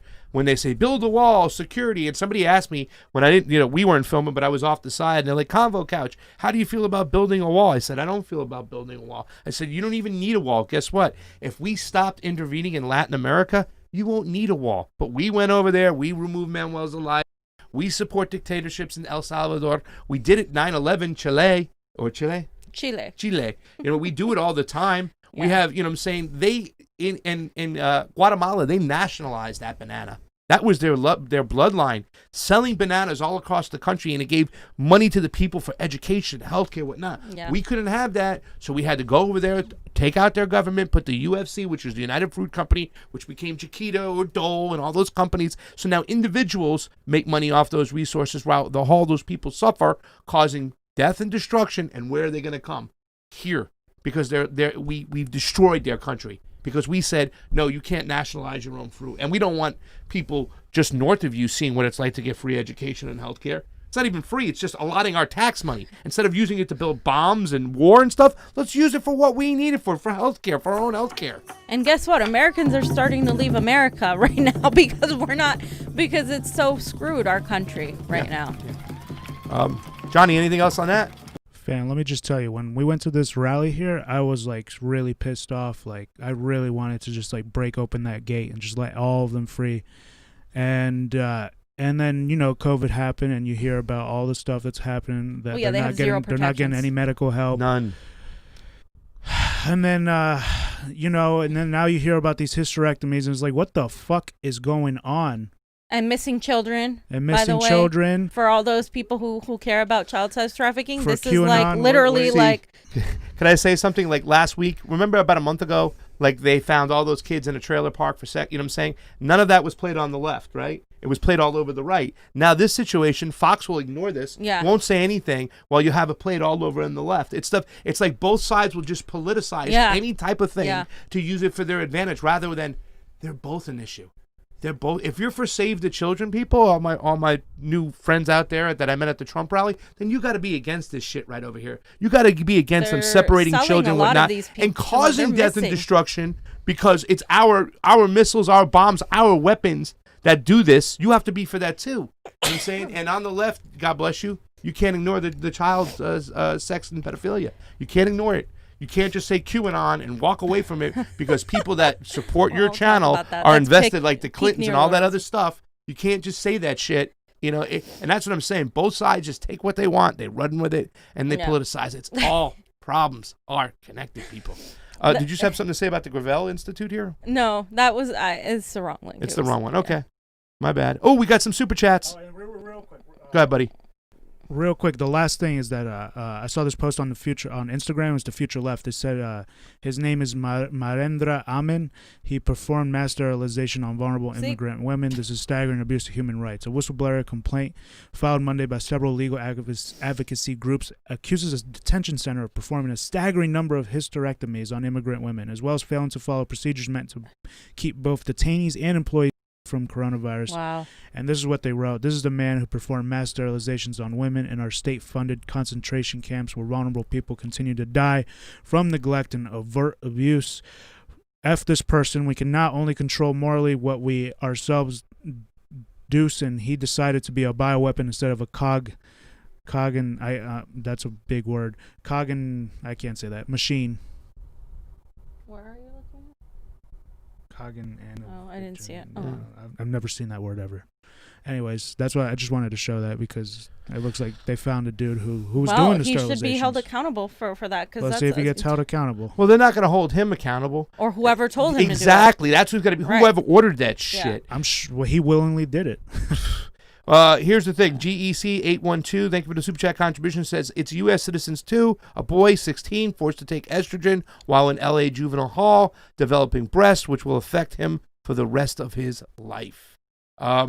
Thank you for the super chat. Malik Clary, thank you for the super chat contribution. Is always appreciated on the couch. I will pay $100 and support y'all on ROKFIN if Fee debates Vosh on Biden versus Trump and owns him. Well, you got to get Vosh to agree to it too, and we I'll need to get debate another him moderator any day. because Vosh will just 86 and silence her out. By the way, I've continued being a vegan for over a month, and I lost Nice. 14 pounds so far. My boss even noticed it. Malik, That's awesome. hit me up. I got some vegan shirts to send Yeah. to you. I want to send a vegan shirt to you. I got a couple of them. Let me know your size. I'm going to send you a Convo Couch. Thank you so much. Really, that's where it's really at. The veganism is where it's at. That 2 means months for us. you care about all living things there. You know what I'm saying? And the thing that made me snap when it came to veganism was like, Pasta, if you're an anti-imperialist, you have to be a vegan. I'm like, why? He goes, because that's where racism starts. That's where thinking less people that we go and bomb. How do you think we get the mentality? That chicken's less species than us. That cow's less species than us. Oh, that Puerto Rican's less species than us. We don't have to give them the money and funding. That's where it starts. So when you unplug from that, man, you're doing something great. So thank you so much. Malik, send us your information, and we will get into that. We will send you a beautiful shirt. Fam, So let's talk about your favorite subject, Yeah. neoliberalism. peak neoliberalism, you guys. What is peak neoliberalism? It's what's happening right now with the Democratic Party. It's happening from Biden. It's happening with these so-called progressives, and I'm going to call them out because I love calling them out. So, as you know, the Green Party BS that happened. Let's look at this because it wasn't just Wisconsin that happened. It's happening in other states as well. She said here. Friend of the show. A vote for us is a vote for democracy, the Democratic Party shouts as they sue Pennsylvania and Texas to kick the Green Party off the ballot. Wow, really? Texas, however, as far as I know this morning, confirmed that they kept the Green Party on the ballot, or the Green Party was able to fight to keep themselves on there. And, I already addressed, I don't think they conducted their elections in a fair way, but this affects all third parties. It's wrong, and the Democratic Party is rigging elections in front of us as they have been for a while, yet people still want to pretend that this is a good thing. So let's talk about my friend Rokana over here. Who has been really, the moment Bernie Sanders lost, he just kind of went full neoliberal. And I said, Rokana's an Obama Democrat. Cheering for election rigging and bringing down third-party voices is chef's kiss. He is not a progressive. Get it through your heads, Bernie-crats and progressives. He tagged Ben Winkler, the guy we were talking about yesterday or the other day, saying his vision and execution in winning a Wisconsin Supreme Court seat in April has helped preserve so far a fair election in the state. What he and party activists did will always be a huge part of the story of taking back our democracy. Such a piece of crap, What bro. the What a fuck? piece of Taking junk back you our are, man. democracy. This is after Ro-Khanna was pushing regime change propaganda in Venezuela that we talked about He was as well. sympathizing for the Guaido. For the Guaido, you know, people who trying to throw the government, sticking on their side. It's Oh, yeah, the disgusting. Venezuela propaganda. Oh, Yeah. that shit was disgusting. He also the Hong Kong Decency Act, which has the NED board all he's over. He's terrible on It's foreign policy. Terrible. So what He the used hell? to be good, right? Wasn't he one of the good ones on foreign He policy? was better, yeah. But I mean, I Josh just want to say Fox. real quick though, Ro-Khanna, like he's gaslighting. He's acting like this is a good thing and saying this is democratic. Motherfucker, you just like removed democracy by silencing a group of people. And I'm gonna show you guys.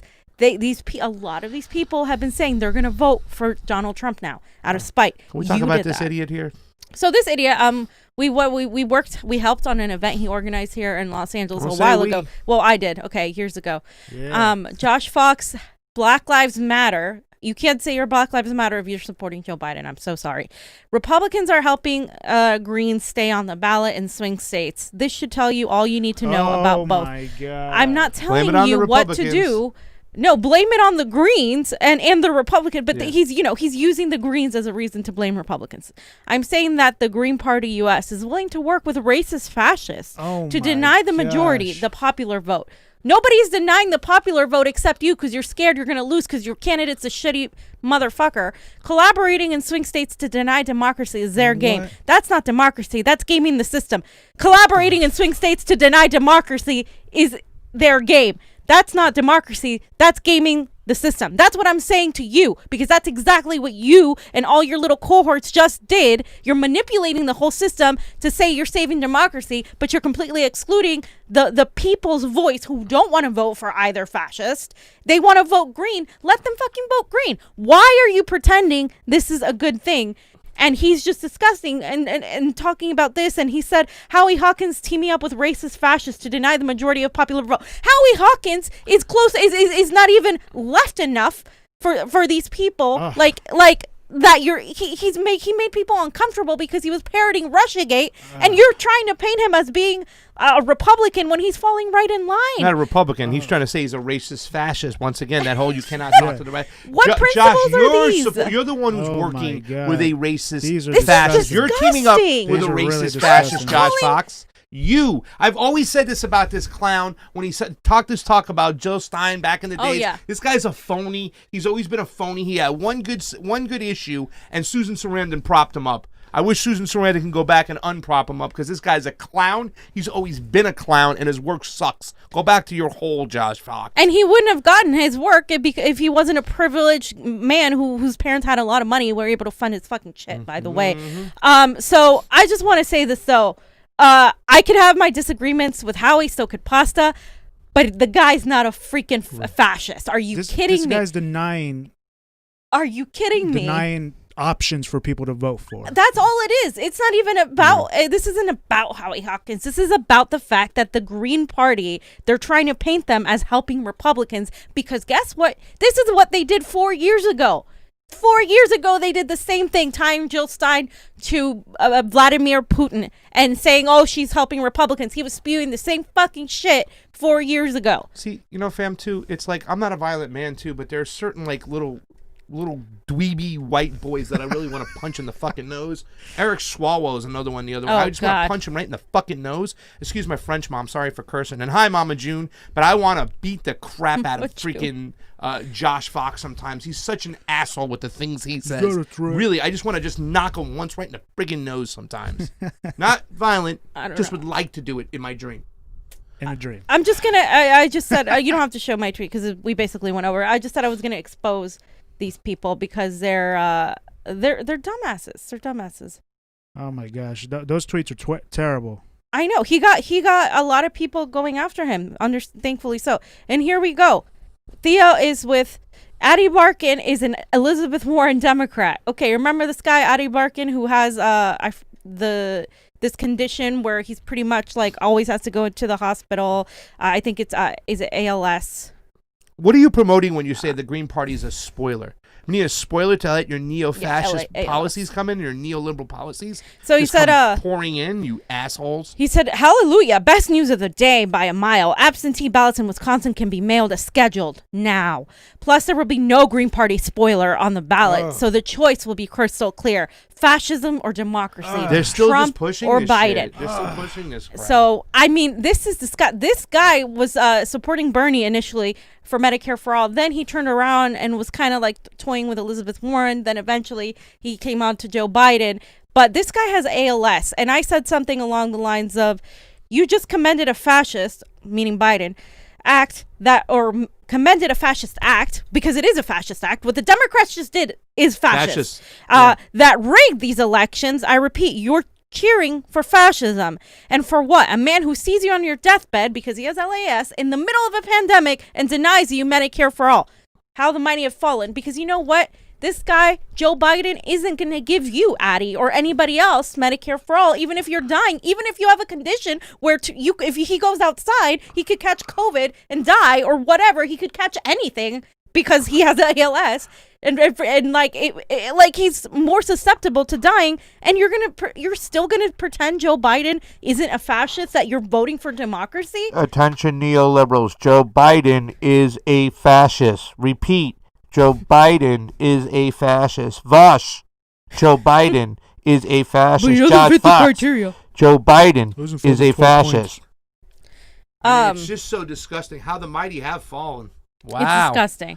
And it gets worse because the people for Bernie, this page that existed, somebody caught a screenshot because they keep deleting their shit, had said this: our system is so inherently patriarchal, they didn't think to perform safe and largely reversible vasectomies. So instead of attacking the fact that somebody performed a hysterectomy, now they're saying they didn't. They should have performed vasectomies instead. You're basically saying shoot him in the leg. Shoot him in the leg. I mean, these people just don't. They're like not attacking the problem. They're making this a gender issue now. Oh, so because you didn't perform vasectomies now, let's say this is a part of the patriarchy. How about we don't perform either, you fucking morons? Like, this is peak neoliberalism here. Why do we have to fucking cut people's genitalia, like, if they don't want to? If they don't want to, don't, like, what? Why? Oh, so now it's equal because you want to perform vasectomy? This is the stupidity of the neoliberals that I can't get over. This is why the right this is why the right can, like, attack you and you can't respond when you spew shit like this. I mean, this is also reminding me of the whole kind of Bill Cosby thing, and maybe I'm wrong on that too as well. It's like they said, Bill Cosby, it's racist. Like, white people like him have gotten away with that stuff, and I'm like, I think it was like 80 women that reported him at this point. At what point do we say the patriarchal? Right. I mean, how about they're both bad. You know what I'm saying? Like, yeah, I get. How about we don't do that? Yeah. Like, period. Like, what you? Yeah. Jesus Christ. Okay. Oh, so somebody stuck up for the Green Party off the ballot, and we watch what happens. Okay, let's hear a little bit of what this guy has to say. Black atheist. Strategy of kicking Greens off of the ballot in these states, but it does not help Joe Biden or the Democrats at all. It's going to make people mad. It's going to make people rebellious. It doesn't help the Democratic Party at all because the people that was voting Green was more likely voting down ballot Democrats, down ballot progressives. But now you got hundreds of thousands of people that's going to sit out. They're going to sit out because you hate democracy. You don't want to see people vote for who they want to vote for. Yeah. The Democratic Party is full of hypocrites to tell us that we gotta vote fascism out, but they are the ones who acting like fascists. Taking away people's right to vote is gonna make them rebellious. It's gonna make them probably just vote for Trump altogether and say, fuck the Democratic Party, fuck America altogether. This does not help your cause. And if you were smart, you would just leave people the fuck alone. We had enough of you. Don't you think that we had enough of you? You think this is gonna make us just say, oh, well, I'm just gonna vote for Joe? No. I'm getting sick and tired of you. Leave me the fuck alone. Leave us the fuck alone. And let us vote how the fuck we want. Can we get this guy on the show? Yeah, right? Can we get this guy on the show? I love you. whoever you are, whatever you're, a 6 Mile Rome, I love you. I Please mean, come on the Convo Couch and talk with us. Drops mic. I mean, just look at the picture on his Johnny. If you go to his his look at put that up there. I just can't. I love this guy. Somebody contact this guy. That was a black man.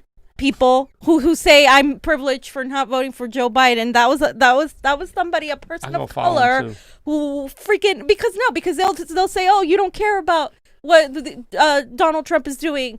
And like, no, bro, this guy is just telling you the truth. People this isn't gonna make people vote for Joe Biden in any way, shape, or form. This is gonna make people vote for Donald Trump. I can't tell you how many people have already said that they're gonna vote for Donald Trump already, just to spite. Like, people are trying to like make a thing in Wisconsin that says we're all gonna vote for Trump because of what they did. So let me tell you something. They tempt people every day with that shit. Like, yeah. They make people go vote for Donald Trump. I just put that one up there. That's the next one right there. They make people think about voting for Donald Trump all the time because they are so. Because here's the thing, and it's not like people want to. They're just angry. It's like, well, the thing is that they are who we thought they are. Remember the old Dennis Green saying, Johnny? That was a whole quote. They are who we thought they are. The Republicans are who we think they are. They come out and tell us. We're like, no, we disagree, but that's what they are. The Democrats come to you in pretty roses. They're like the wise guy. The wolf in sheep's clothing. They'll whack you. You won't hear them coming because you won't see them because they'll pretend to be your friend. They'll give you a bottle of wine, pro-worker, take you to dinner, anti-racist, and that. Tell you they love you. Yeah, all that and shit. And then they'll be like, boom. And Brute. That's what they'll do to you, and that's why they are more dangerous, I think. That felt good, fam. For you, it did. For me, it was like I was picturing you with one of my big. I know. I was picturing knives. myself with that too. Oh my God! See how she is. Help me. Send help. I'll send Gavin Newsom because he'll save the day. Send Gavin Newsom and Kamala Harris. Oh, they'll save the day. Look at this. Peak neoliberalism. I think that should be a category on the Convo Couch every fucking episode. And let me tell you something about Gavin Newsom, fam. Doing some looking into it. Remember when the executive order said that if the state puts up $100, then they'll match it $300, but you can file if the state runs out of money. Yeah, where's our money, Gavin? Well, supposedly today I had to fill something out. They're not going to give us the extra $100 a week. They're just going to give us the money from the federal government. In other words, Gavin Newsom is saying that they're out of the money that was given to them by the federal government. They can't do it. They can do stuff for other contractors, other fracking companies, other big businesses in California, but you, the worker, F you. You don't get that extra $100 a week, which means a lot more to you. That $100 than the millions and trillions of dollars that you gave to the 1% here in California, Gavin Newsom. Look at them. Look, they're matching. They look post-apocalyptic, ready for this movie that they're filming. They care about climate change. This is California, though. Classic. Can you do this pose? Can you do the Kamala pose? Well, climate change is real. Well, climate change is real. Hold on, I gotta put it next. Do it sideways. Get sideways on me. Feet, be Newsom. Put your hands in your back pocket. And turn to me. Climate change. It's real. That's a bunch of malarkey. I just can't. You're a donkey. I just can't. Gavin Newsom issued so many fracking permits, and Kamala Harris has been nowhere to be found. 40 since the pandemic started. 40. Eating ice cream. 40 since the pandemic. And then, of course, you would think these two could be the worst thing ever, capitalizing on a tragedy that we're all experiencing here while he goes to the gym, etc. But then comes Uncle Joe. Uncle fam, Joe. I think this is a big win for Joe Biden. It's obvious to me that he loves Latino people. Oh. Let me show you why. But Here you go, Johnny. You know how when you try to speak Spanish and it sucks? Okay, this is 100 million times worse. Why did you have to put out my negatives to put out Joe positive to prop up Joe Biden? Because you just had a Joe Biden moment. Fam, you know the thing. Let's play this.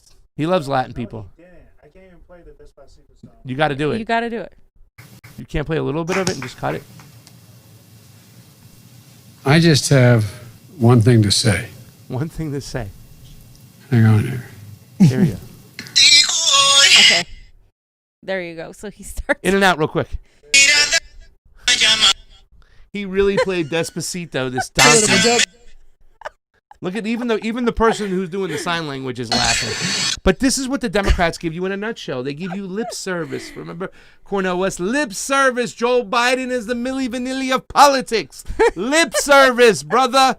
That's what they give you. This is the shit. What does this really mean? What does this mean? This is the guy who wanted to build a fence bigger than ever before. This is the guy who was the #1 lead advocate for the Democrats when it came to the Iraq war, bombing indigenous people in their homeland. He doesn't give a shit about you. He doesn't give a shit about anybody. This is, this was the worst selection the Democratic Party could ever make whatsoever. Let me tell you, Tina and I went to an event where they were all putting out their immigration policy, and Joe Biden's campaign could not commit to abolishing ICE. They could not even to abolishing ICE. They couldn't commit to pretty much any substantial reform. And people started yelling at them. A lot of the immigrants that were there, they were protesting him because they can't commit to any tangible policy at all. So there's no reason to vote for him anyway. That's my president, fam. He played Despacito. Well, that was the whole thing. When we saw that status quo thing, we saw those people getting so angry with the Trump people. She was coming over trying to talk, but at the same time, they're advocating for Joe Biden. It's like, you're getting emotional, getting all about this, but yet you're going and you're moving from fascism to crypto-fascism, if that's the way. I say it's moving from vomit to shit. Whatever you want to call it. Anyway, it's not the right choice.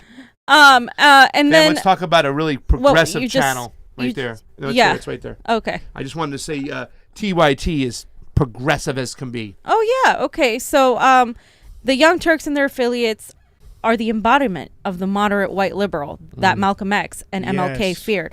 They co-opt movements for every big issue and stifle any progress. Look at how they defend a pedophilia group here. Okay, so I don't know. Yeah, okay, you just listen to a little bit of it. Conservatives are intentionally pushing a false narrative about a new Netflix film that actually denounces the hypersexualization of young girls. And the reason why they're intentionally spreading disinformation about the film is because it's not a secret. They're trying to rile up QAnon conspiracy theorists who are honestly an ever-growing presence within the Republican electorate. And so QAnon, for those of you who might not have been following this story, has this ridiculous conspiratorial ideology alleging that there is a cabal of satanic, or Satan worshipers who also happen to be pedophiles running a global sex trafficking ring involving children. These pedophiles. Because I don't want them to cut us off, and I don't want to hear a annoying voice anymore and stuff like that. Yeah, fam. Yeah, first of all, she's part of that CAA crew. She's in an offspring, her agency, so she's got to protect UTA, that stuff. Yeah. That's why her rhetoric has changed. And secondly, even though QAnon can maybe get way out of bounds, sometimes they've got a lot of things right. Do we want to deny the fact that there's pedophilia within Hollywood? I'll say that James Alefonte's stuff was, I don't even know if that was QAnon. It's just out there. Okay, James so Alefonte's stuff was really fucked up. I don't trust QAnon at all. Okay, this isn't about QAnon. This is my problem. She's making this about QAnon. That's my problem with the neoliberals. They're taking something that is a problem, which is over-sexualization of children and the child sex trafficking, and they're making it, QAnon is saying this, so that must be QAnon, and so you have to dismiss it. Exactly. My argument, if I was a lawyer in a courtroom, it would be, okay, this has nothing to do with QAnon. This is an issue by itself. If QAnon, who has some parts of truth in their arguments that are filled with a lot of untruths, wants to fucking talk about it, that doesn't make it any less valid just because you're trying to put a political narrative on this. There shouldn't be a hyper-partisanship of child sex trafficking, period. And what she's doing is making it impossible to talk about this issue because the moment you bring up child sex trafficking or satanic cults or anything like that, it's going to be dismissed as QAnon bullshit, and that is dangerous. It's the same thing as calling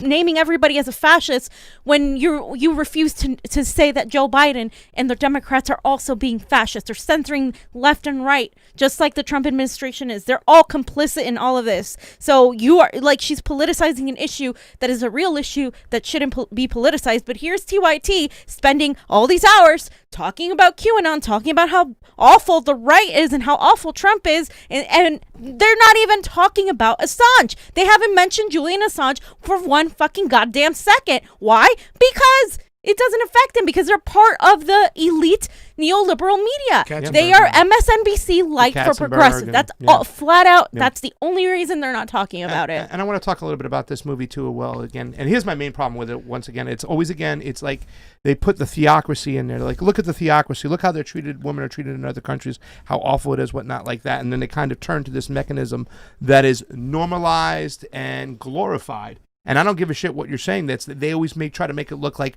oh, it's a cultural problem. No. Why don't we look at the fact that people, and I've said this before, since the Britney Spears era, when I walked out of my house one day and there was little girls dancing, very, very young, and I was about 5-6 years older than them, and I looked at them and the way they were dancing and what they were doing, I was like, well, wait, I don't know if this is okay. You know, I'm not saying that you shouldn't be want to dance, but they put this in there. This was programming by people who control the media, by people who control Hollywood and entertainment, and they never ever put it on them. They always put it on us like it's just a cultural problem that we have to deal with and we have to work out. You know what I'm saying?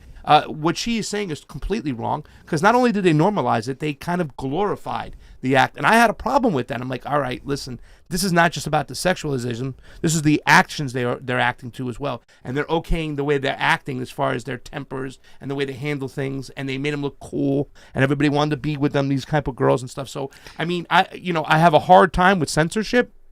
But right now, at a time when nobody's talking about the Epstein thing and talking about these situations, Right. they just want to throw that out there and act like, oh, this is just QAnon. Exactly. And I don't think you should censor the movie. I think people had a lot of problem with the marketing of the movie because it was marketed in the U.S. differently than it was actually marketed elsewhere. In the U.S., they use the pictures with the girls with all the makeup and stuff like that because the U.S. responds to that marketing. But we're hypocritical in the sense of other marketing. We want to, we don't want to legalize sex work. We don't want to do that. That's what we should be talking about. The problem with how we are, like, the U.S. views kids, and we're not talking about Epstein. We're not talking about the child sex trafficking. So you want to pretend that this movie is going to fix that without addressing all of the other stuff? Like, they did the same thing with the Epstein movie, fam. They made it look like he's a bad apple and it's not a global sex ring. They whitewashed that shit, and they're doing the same thing here. So that's why I have a big problem with the movie too as well. Stop whitewashing shit and making it look like a cultural problem when you friggin' elites there in Hollywood push out the Lady Gagas and push out the freaking, Britney Spears and the sexuality from little girls. I had to stop the movie several times. I'm like, this is hard to watch. That's an 11-year-old girl. They're saying they're to boys that they're 14, but they're acting like they're 18, 19. And nobody's pointing out the fact that this is not the parents' fault. This is not bad parenting. This was implanted in our society. And it's funny because westernized society. I saw that clip too, and I remember being 12, and I was definitely looked a lot older when I was 12, and like I remember like how easily it was to sexualize little girls at that age. Like it was so easy, and because like the same conversation. Well, how old are you? Like this is what America does, and instead of talking about something like Julian Assange or talking about the real issue with child sex trafficking, TYT is talking about how bad Trump is and QAnon is shit. Yeah. Just and of course, just so they can also eventually be like, well, Tulsi Gabbard is spewing out the same blah blah blah blah. That's blah, what she blah, said. blah. I just scrolled to it because someone in the chat said it. Of course. Let's hear this real quick. Of course. Tweeted about this, said Netflix is trying to profit from the sexual exploitation of young children through its latest film Cuties. That's not right. As a parent, I find it disturbing. Then you have another right winger, Tulsi Gabbard, tweeting, Cuties will certainly whet the appetite of pedophiles and help fuel the child sex trafficking trade. 1 in 4 victims of trafficking are children. It happened to my friend's 13-year-old daughter. Netflix, you are now complicit. # cancel Netflix. She then later said that she canceled Netflix herself. But here's the problem. Most of the people. She takes money from the same people who really are a bunch of pedophiles themselves and stuff. So who are you protecting? I mean, seriously. That's hilarious. Another right winger, Tulsi Gabbard. She just slid that in there, like, okay, first Anna, who's of all, on your paycheck? That Katzenberg money, right? Tulsi Gabbard has never been a Republican, you dumbass. She ran out as a Democrat. The only reason you're calling her a right winger is because she calls out the neoliberal establishment that you profit of. So obviously you don't like her. You don't like people who spew off truth because it threatens you and it threatens your non-independent media because you literally take money from the same people that she's criticizing, the Hillary Clintons of the world. Yeah, that's right. Come on, let's stop the bullshit. 27 times on the plane. If she admitted it, if she said, you know what, I don't like Tulsi Gabbard because she threatens my way of life, I would accept that. I'd be like, Anna, let's have coffee. But no, she won't say that because she's a fucking liar.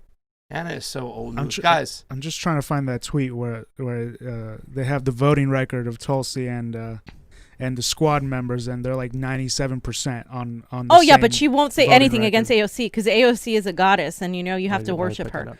You just talked about that. Okay, that's what that he was the talked about. chillest one. Yeah. Right. Yes, there you go. Yeah. Yeah. Well, I gotta say this: if you want to be considered progressive, I want no part of. Yeah, if they're considered progressives, fuck them. Like I don't want to be a part of it. I'm not. I stopped calling myself a progressive really because I'm a leftist, and I just think the word progressive, unfortunately, has also been tarnished. I'm not giving it up, fam. Oh man, we gotta change our name of our show. Well, it says progressive in the. Well, we are what actual true progressives should be, not fucking neoliberal, soul-sucking Kasparian. Well, Kasparian, she's just taking care of who butters her bread. Let's be honest, ladies and gentlemen. It's all about the Benjamins there. And we know who it is. Anna gets money from the same people that fund the Clintons, the Katzenbergers, whatnot. And really, to tell you the truth, your network stinks. I mean, where the hell have you guys been? You guys have fallen. How the mighty have fallen. You are it. Anna, you stink. And all it took was a few dollars to buy you off. A few bucks. And she won't hear this because I've been blocked. Me too. You know what I'm saying? And Democrats can't get anything right. Once again, another reason, every single time, like when you talk about those people who are tempted to vote for Donald Trump just because the Democrats can't get anything right, Democrats back away from quick reversal of Trump tax cuts. Now, remember when I said this, fam? It always bothered me that more people got in the streets to protest Jeff Sessions getting fired from Donald Trump because they thought that he was, you know what I'm saying, than the people going out there and going out and marching in the streets for Donald Trump's tax cuts, where he gave people at the top and his friends a ton of money just because he cut a couple taxes down below, saying a little bit off the bottom. He gave out money to his friends, and now it's saying that Democrats are backing away from vows to reverse Donald Trump's tax cuts if they take control of the Senate and the White House. Senate Democrats have suggested they would quickly move on the issue. Now say they are likely to delay a standalone tax legislation if Democratic Joe Biden is the nominee and is elected president and their party controls the House and Senate. They can't get anything freaking right. No. They can't get anything right. They can't get anything right now. One goddamn thing could they get right. Yep. Corporate taxes get to stay. Corporate taxes get to stay, fam. Oh yeah, so Johnny Amazon. Johnny Amazon, let's go in the news. So Edward Snowden posted how Amazon is announcing a spyware. This is in the news? Yeah. In the news. Well, let me ask you about the whole thing with the Joe Biden Snowden interview. Did anybody see it out there? I heard it was a really good interview. Just hit the one thing. Here you go. I heard it was a really good interview. What? Joe Biden and Snowden. It never happened. No? No. I don't know. Joe Biden. Oh, I thought you were joking. You mean Joe Rogan? I mean, Joe Rogan and Snowden. I was confused. Sorry, my bad. I thought you were joking. No. Well, Biden went around telling heads of state not to give entrance to their country for Edward Snowden. You know what I'm saying? Yeah. He went from country to country to country to country to country. Fascism. Quid pro quo. Okay, so this former NSA chief, Keith Alexander, has joined Amazon's board of directors. This is hysterical. So there you go. I mean, that pretty much sums it up. Geez. The company revealed in a Securities and Exchange Commission filing today. He has also been added to the company's board's official site. He is a former director of the National Security Agency and the first commander of U.S. Cyber Command. Alexander served as the public face of the U.S. data collection during Edward Snowden's leaks, but he retired from public service in 2013. He's a controversial figure for many in the tech community because of his involvement in the widespread surveillance systems revealed by Snowden leaks. Those systems include PRISM, a broad data collection program that compromised systems at Google, Microsoft, Yahoo, and Facebook, but not Amazon. So that's why he got the job there, baby. He's also been highly critical of reporting on the Snowden leaks, even suggesting that reporters should be legally restrained from covering the documents. And he said, quote, "I think it's wrong that newspaper reporters have all these documents, the 50,000 whatever they have, and are selling them and giving them out as if these, it just doesn't make sense." Alexander said in an interview in 2013, "We ought to come up with a new way of stopping it. Fascism. I don't know how to do that. There's more of the courts and the policymakers, but from my perspective, it's wrong to allow this to go on." Fascism. That's fascism, you guys. Fascism. Only There the you go. state gets to control the rhetoric. They get to decide what the you get to see, entire what you don't get to oligarchy see. Wow. is fascist. This guy so, really fucking said that? Yeah. I think it's wrong that the newspaper reporters have all these documents. And Snowden, it's it's wrong freaking that they in have- Russia. It's wrong that reporters have these documents. That's fucking insane. As Snowden's in Russia and Julian Assange is on trial, a trial he will likely lose because of how the biases that we talked about with Taylor earlier and on. And what's that going to mean for us, you guys? What's it going to mean look at this for guy. us? There he is. Look at this You know what I'm guy. saying? Somebody God. did recently ask Donald Trump, but he pardoned Snowden. He said he's going to look into the situation. That's what I was hoping when he was it Susan B. Anthony. Yeah, Yeah. this is the Yeah, that's the next one. that's But the maybe pardons. I don't know if he's going to work for Amazon. This guy from the NSA, and Donald Trump hates Amazon and Bezos. Maybe he'll do something. 'cause Yeah, he's pissed well, off. maybe- Oh, you know what? Now I'm going to pardon Snowden. You asshole. There you one go. can only dream. If Yeah, he one did can- that, he would win the election, Yeah. 100%, hands down. Yeah. People would vote for him just for that. Just for that. Yeah, they would. I mean, it's hard not to over Joe Biden, who's once again he went around from country to country to cut off Snowden's visa so he couldn't go anywhere and stay in Russia, and then he begged Vladimir Putin to give But him also, over. the Trump No. administration is the one bringing charges on Julian Assange. Absolutely. So it's kind of like, what's going on Absolutely. here, right? What's good I for think the it's goose also is good for the gander. because We know Obama that. pardoned him, so it's kind of like it's all political when it shouldn't be. It should be what's right and wrong. The Gravel Institute, I just wanted to point this out, pointed that garbage collectors are more than twice as likely to die on the job as police officers. On average, they get paid about half as much as police officers. And unlike police officers, they actually help the communities. Salute the real heroes. We never discuss Socialism. garbage people who work to throw away your garbage, but that's not who wants to do that job. It's not a job that most people want to do.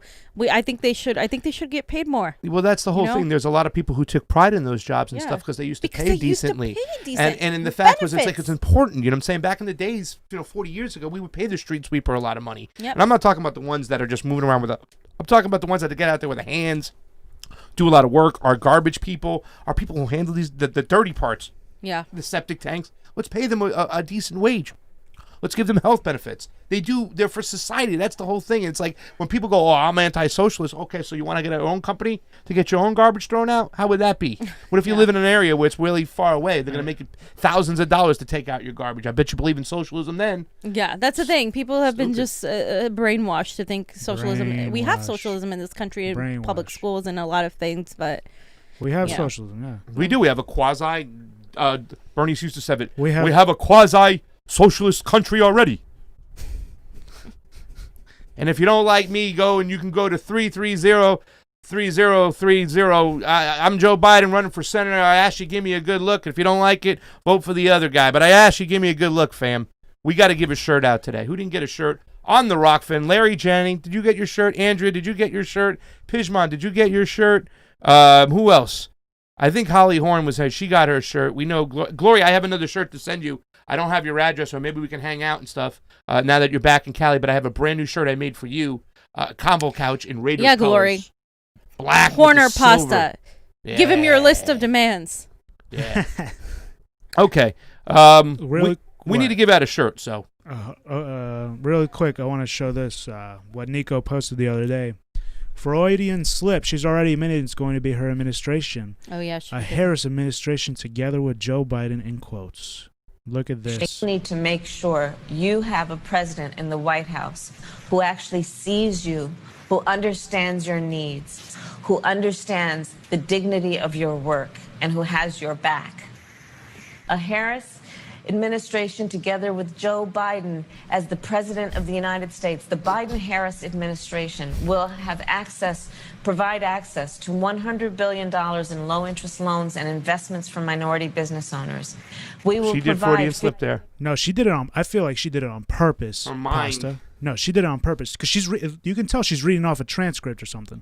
She said that on purpose because that's how egotistical this lady is. She's egotistical, and they're playing right into her ego because they're telling her, "Look, Joe's not going to be able to stay there much long." Yeah, no. And it's going to be you. And then who's So she we going to need you bring in as her campaign VP? really hard for Biden. Hillary, Buttigieg. Oh God. The possibilities are endless. Rocky, I have a shirt for you too. I made specifically, so hit us up, Rocky. Rocky. I made a shirt for Rocky Bellinger because he's Rocky's one of the old school. We missed one of his super chats the other day. And I'm sorry, Rocky. We love you. And we appreciate that stuff. So I'll send that out there. We got anything else, Johnny? Or we? No, that's it. All right, ladies and gentlemen. Listen, there was only 11 people on ROKFIN today. We need 20. Fam's gonna make me clean the kitchen because as my punishment, since you guys didn't come on there. I'm like Cinderella in this house. So please go on over to our ROKFIN, ROKFIN. Join up for free. If you can endorse us for $9.99 a month, you get all premium content from all content creators for the $9.99. So all you have to do is endorse one person, and you get it all ad-free. And I got to say, Patreons. Yes, Patreon. Sorry. No, just join Patreon, too, because we need more Patreon members. And also, we're also in danger. All of us, we see the media getting attacked left and right by police. We're seeing what's happening to Julian Assange by the police state, by the CIA, by the intelligence community. One of our friends' Facebook page with over 100,000 followers got shut down today. No explanation. Also, the Instagram, no explanation. We would share our stuff on there, and it sucks now because like they're really closing in on a lot of people. YouTube could take us down tomorrow. Yeah, like we really have no protections as with what we do. So it's getting pretty scary out there, and it's fascism by the oligarchy, not by either party. It's both. It's the whole thing. Yeah. So we need your protection. We need your help. Thank you so much. I see people on ROKFIN and on YouTube. Guys, we love you. Thank you so much. So we're going to get out of here. Tomorrow is what, Thursday? Yeah. Oh, okay. So listen, I have an interview tomorrow at noon Pacific with a guy by the name of Goose, James Roguski. We call him Gavin with the Goose because the guy could talk forever, but he's a great activist. He's plugged me in with some great people early on when we met.